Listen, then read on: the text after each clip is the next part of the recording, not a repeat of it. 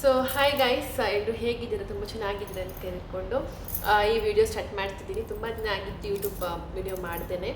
So ನಾನು ಇವತ್ತು ಮಾಡ್ತಿರೋವಂಥ ಒಂದು ವಿಷಯ ಬಂದುಬಿಟ್ಟು, ತುಂಬ ಜನಕ್ಕೆ ಕಾಪಿರೈಟ್ ಆಗಿದೆ ವೀಡಿಯೋಸ್ನೆಲ್ಲ, ನಂದು ಆಗಿತ್ತು. ಹಾಗೆ ಕಮೆಂಟ್ಸ್ ಬಗ್ಗೆ ಕೂಡ ಮಾತಾಡ್ತಾ ಇದ್ದೀನಿ.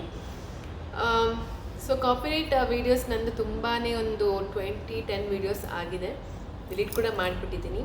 ನಾನು ನೋಡಿದ ಪ್ರಕಾರ ಕಾಪಿರೈಟ್ಸ್ ಅಂದರೆ ನೀವು ಹಾಕಿರೋ ವೀಡಿಯೋಸ್ ಹಾಕಿ, ಬಟ್ ನಿಮಗೆ ಬರುವಂತಹ ದುಡ್ಡೆಲ್ಲ ಯಾರು ಮಾಡಿರ್ತಾರೆ ಅವರಿಗೆ ಹೋಗ್ತದೆ ಅಂತೆ. ಆ್ಯಂಡ್ ಇನ್ನೊಂದು ಏನಂದರೆ, ನೀವು ಅವರು ಯಾವ ಸೌಂಡ್ ಯೂಸ್ ಮಾಡಿದ್ದಾರೆ, ಯಾವ ಸಾಂಗ್ ಯೂಸ್ ಮಾಡಿದ್ದಾರೆ, ಆ ಸಾಂಗ್ ನಾವು ಯೂಸ್ ಮಾಡೋ ಹಾಗಿಲ್ಲ. ಆ ಥರ ಮಾಡಿದರೆ ನಮಗೆ ಕಾಪಿರೈಟ್ ಅಂತೇಳಿ ಕಂಟೆಂಟ್ ಬರ್ತದೆ. ಸೊ ನಾನು ತುಂಬಾ ಕಲಿತೆ ಇದರಿಂದ. ನನಗಂತೂ ತುಂಬ ಯೋಚನೆ ಆಗಿಬಿಟ್ಟಿತ್ತು, ಹೇಗಪ್ಪ ಇದು ಕಾಪಿರೈಟ್ ಅಂತ ಬರ್ತಾ ಇದೆ, ಹೇಗೆ ಇನ್ನು ವೀಡಿಯೋಸ್ ಮಾಡೋದಾ ಬೇಡವಾ, ಏನು ಮಾಡಿದ್ರು ಕಾಪಿರೈಟ್. ಒಂದು 4-5 ವೀಡಿಯೋಸ್ ಅಂತೂ ಸೇಮ್ ಆಗಿಬಿಟ್ಟಿದೆ. ನಂದು anniversary video, first anniversary celebration ಮಾಡಿದ್ವಿ, ಆ ವೀಡಿಯೋ, ಫ್ಯಾಮಿಲಿ ಟ್ರಿಪ್ ಹೋಗಿದ್ವಿ, ಆ ವೀಡಿಯೋ ಕೂಡ ಕಾಪಿರೈಟು. ಸೊ ನಂಗೆ ತಲೆ ಕೆಟ್ಟೋಗಿತ್ತು, ಏನಪ್ಪ ಇದು ಕಾಪಿರೈಟ್ ಅಂತ ಹೇಳ್ಬಿಟ್ಟು. ಸೊ ನಾನು ಚೆಕ್ ಮಾಡಿದೆ, ಏನಿದು ಕಾಪಿರೈಟ್ ಹೇಳ್ಬಿಟ್ಟು. ನನಗೆ ವೀಡಿಯೋಸ್ ಮಾಡಲಿಕ್ಕೆ ಆಗಲ್ವಾ, ಏನು ಮಾಡೋದು ಈ ಥರ ಕಾಪಿರೈಟ್ ಅಂತ ಬಂದರೆ ಏನಪ್ಪ ಕತೆ ಅಂತ ಹೇಳ್ಬಿಟ್ಟು. ಸೊ ನಾನು ನೋಡಿದ ಪ್ರಕಾರ, ನೀವು ಮಾಡಿರೋ ವೀಡಿಯೋಸ್ ಮಾಡಿ ಅಂದರೆ ನಿಮಗೆ 3 ಸ್ಟ್ರೈಕ್ಸ್ ಏನಾದರೂ ಬಂದರೆ ಯೂಟ್ಯೂಬಲ್ಲಿ, ನೀವು ಮಾಡಿರೋ ವೀಡಿಯೋಕ್ಕೆ ಯೂಟ್ಯೂಬ್ ಅವ್ರು ಏನಾದರೂ ನಿಮ್ಮ ವೀಡಿಯೋಕ್ಕೆ ಈ ಥರ ಏನಾದರೂ ಲೈಕ್ ಸಜೆಷನ್ಸ್ ಕೊಟ್ಟರೆ, ನೀವು ಅದನ್ನು ಡಿಲೀಟ್ ಮಾಡದೇ ಇದ್ದರೆ ಅವ್ರು ನಿಮ್ಮ ಒಂದು ಯೂಟ್ಯೂಬ್ ಚಾನಲ್ ಡಿಲೀಟ್ ಮಾಡ್ತಾರೆ. ಹಾಗೆ ಇನ್ನೊಂದು, ನೀವು ಯಾವುದೇ ವೀಡಿಯೋಸ್ ಹಾಕಿದ್ರೂ ಅವರ ಪರ್ಮಿಷನ್ ತಗೊಂಡು ಹಾಕಿದರೆ, ಅಂದರೆ ಬೇರೆಯವ್ರು ಯಾರೇ ಮಾಡಿದ್ರು ಅವ್ರ ಪರ್ಮಿಷನ್ ತಗೊಂಡು ನೀವು ಹಾಕಿದರೆ ನಿಮಗೆ ಯಾವುದೇ ಥರದಂಥ ಒಂದು ಯೂಟ್ಯೂಬ್ ಕ್ಲೇಮ್ ಅಂತ ಇರೋಲ್ಲ.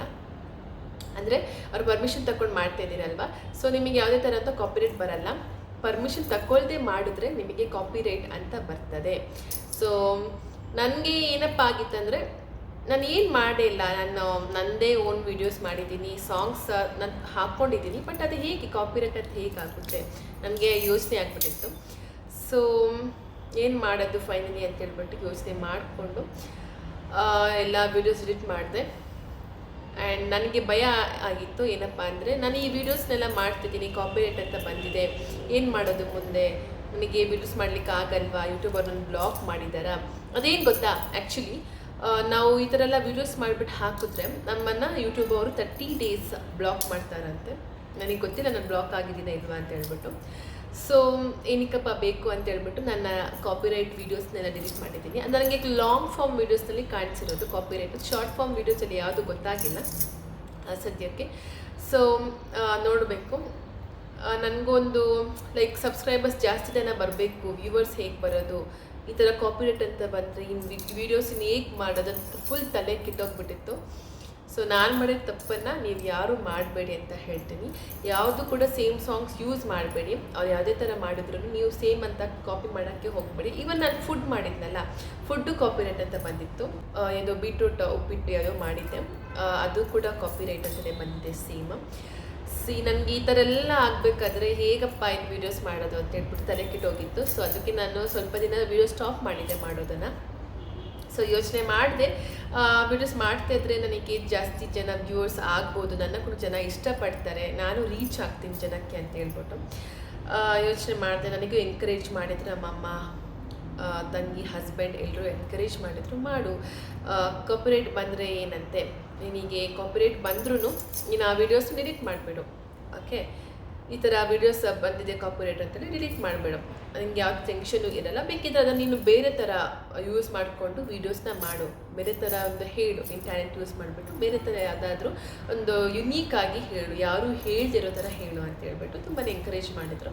ಸೊ ನಾನು ಮಾಡ್ತಾಯಿದ್ದೀನಿ. ಈ ವಿಡಿಯೋ ನನಗೆ ಕಾಪಿರೈಟ್ ಬರಲ್ಲ ಅಂತ ಅಂದ್ಕೊಂಡಿದ್ದೀನಿ. ನಿಮ್ಮೆಲ್ಲ ಒಂದು ಪ್ರೀತಿ ಎಂಕರೇಜ್ಮೆಂಟಿಂದ ನೋಡಬೇಕು ಏನಾಗ್ತದೆ ಅಂಥೇಳಿ. ಹಾಗೆ ಇದು ಕಾಪಿರೈಟ್ ಬಗ್ಗೆ ಆಯಿತು. ಇನ್ನೊಂದು ಯಾವುದಪ್ಪ ಅಂದರೆ, ನನಗೆ ಕಮೆಂಟ್ಸ್ ಬಂದಿತ್ತು, ಅಕ್ಕ ನಿಮ್ಮದೊಂದು ಮ್ಯಾರೇಜ್ ವಿಡಿಯೋ ಮಾಡಿ, ಮನೆ ವಿಡಿಯೋ ಮಾಡಿ ಅಂತ ಹೇಳಿ. ಮಾಡ್ತೀನಿ. ನನ್ನ ಮ್ಯಾರೇಜ್ ವಿಡಿಯೋ ನಾನು ಹಾಕ್ತೀನಿ. ಅದು ಆ್ಯಂಡ್ ನಮ್ಮ ಮ್ಯಾರೇಜ್ ಎಲ್ಲಾಗಿದ್ದು, ನಮ್ಮ ಮ್ಯಾರೇಜ್ ವೀಡಿಯೋಸ್ನಲ್ಲಿ ಏನೇನು ಆಯಿತು, ನಮ್ಮದು ಲವ್ ಮ್ಯಾರೇಜಾ ಅರೇಂಜ್ ಮ್ಯಾರೇಜಾ ಎಲ್ಲನೂ ಒಂದು ವೀಡಿಯೋದಲ್ಲಿ ಡೀಟೇಲಾಗಿ ಎಕ್ಸ್ಪ್ಲೇನ್ ಮಾಡ್ತೀನಿ.